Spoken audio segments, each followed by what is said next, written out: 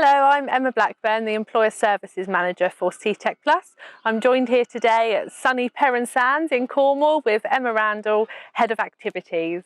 So I'm sure we've all heard about the challenges facing the hospitality sector at the moment. Can you tell us a bit about what that means for you here at Haven, Emma? In a normal operating year, we would start our recruitment in February time to start opening in March. This year, obviously with the uncertainty with the pandemic, we didn't know an opening date and which of our sectors were actually opening. So we started later on the recruitment this year. We've also found that a lot of our returning team haven't returned due to finding work within other sectors which are more stable. Of course. Hospitality and retail are the two biggest sectors for us that we are lacking in team. And we honestly do think it's down to the pandemic, first and foremost. And people are still quite scared of the pandemic and returning to work. Of course, and I guess in an environment where it is busy, there's lots of activity as well. I imagine that would worry some people of quickly coming back into that line of work. Yeah, we do have a turnaround of guests of around about 2,000 a week. Wow. So a lot of people Yeah. who are coming and going on the park, and it can be quite worrying. So what's the kind of knock-on of that for you on a day-to-day basis? We do have multi-skilled team who are now working across many different departments. Okay. We do have a lack of team, a lack of people who are applying for the positions that we do have out there. And we just need the team to start applying and get on board with us here at Haven.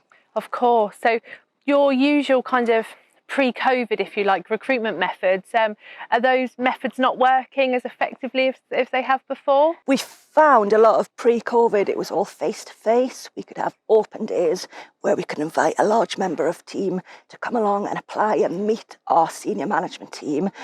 Obviously, we can't do that this year, so it's been a lot of telephone, online, Teams, and I just find it's not the same as being able to meet someone face to face. I get that completely. I think the digital world that we live in is great. It's really accessible, and it's served a really good purpose for us. While we were unable to do so much face to face, but absolutely, it's not the same, is it? And I think there are digital barriers, and that's something that we as an organisation work with people to overcome. But whilst it's more accessible to most, I think for people that face-to-face interaction, coming on site, getting an idea of what things look like, a feel for the culture and those sorts of things, being able to bring people in numbers, is absolutely what you need to do, isn't it? Yes.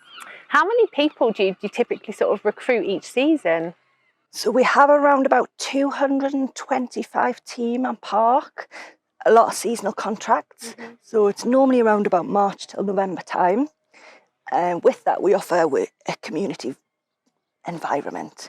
We're big on team support, the leadership trail, on-park training, and we offer that in different stages of their career. We also have the full-time positions as well, which are all year round. Mm-hmm. And you can imagine what it's like in the winter. Yeah. Here in Perrin, it's still beautiful, but we do focus a lot more on the seasonal aspect of what we do.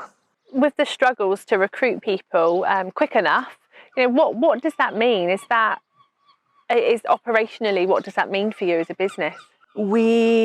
Team welfare is obviously huge, mm-hmm. And at the moment our teams are working a lot of hours. Cool. And we're having to move them around, like we said, multi-skilled team members. We can have lifeguards working in our mini supermarket. We can have accommodation teams supporting in the bars. Some of our team managers as well are out there working on the bars, just to cover sort of the hospitality and the retail areas where we are lacking in team. So is there multi-skilled approach in response to the sort of recruitment challenges that you have at the moment? We do have a culture of one great team here anyway, but it has pushed us to sort of be able to get out there and recruit people who can work across many departments. Of course, and I think it's easy to overlook, isn't it, the challenge of that, which clearly you're not overlooking, but the challenge of not bringing in enough people, the impact that can have on the current team, and like you say, working additional hours, having to spin many more plates than usual, perhaps. Yes. Yeah. Thanks so much for your time today, Emma. It's been really good to get some insight into what the challenges for the sector mean for you, individually and in your role, and equally the wider business. And we have been supporting, as you know, and we'll find out more about how Seetec Plus have been supporting Bourne Leisure and the Haven Group with their recruitment. But thanks again for your time today, and we look forward to continuing to work with you. Yeah, thank you for coming along, and it's great to have your support.